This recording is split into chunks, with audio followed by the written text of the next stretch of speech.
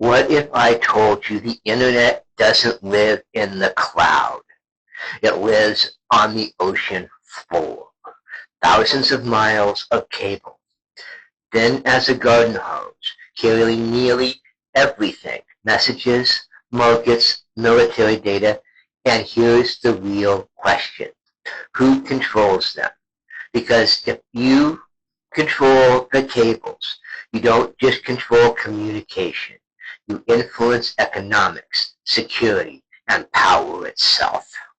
We like to think the internet is decentralized, spread out, untouchable. But in reality, it's concentrated in routes, landing points, and ownership.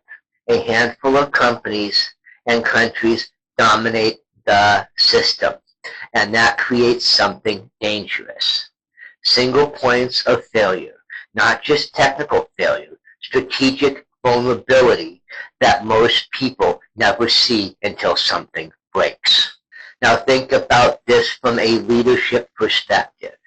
If you're running a country and your communication backbone runs through infrastructure you don't control, are you really secure, or are you dependent?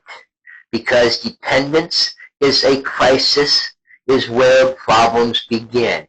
And in today's world, crisis moves at the speed of data.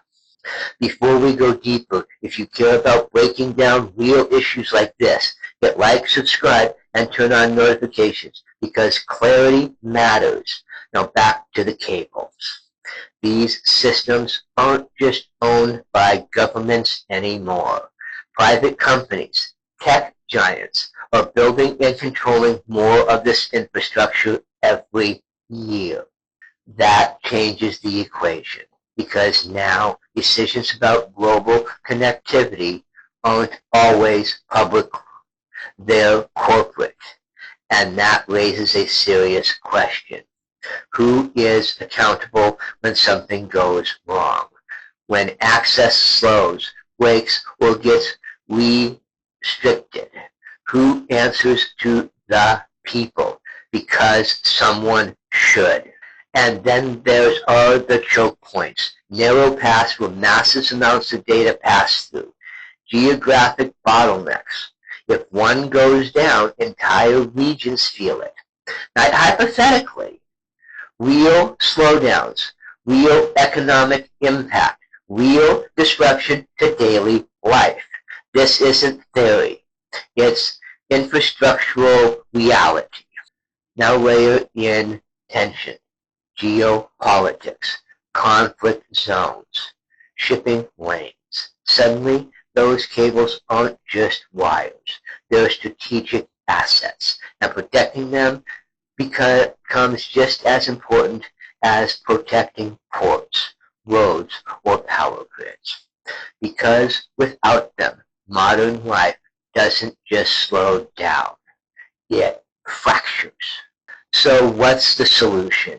It starts with awareness. You can't protect what you don't understand. Then it moves to redundancy. More routes, more backups, more resilience. And finally, clear responsibility, defined ownership, transparent oversight, because systems this crucial can't exist in a gray area. If I'm running for president, this is how I see it. Communication is not optional. Security is not optional. And infrastructure that supports both must be treated like the backbone it is. That means investment. That means planning. And that means making sure we are not caught unprepared. Because the next disruption won't come with a warning label. It'll just happen. And when it does, the question won't be what failed. It will be why weren't we ready? We can fix that. We can prepare, but only if we start paying attention now. This is Scott for 2028, because the future isn't optional. I will see you next time.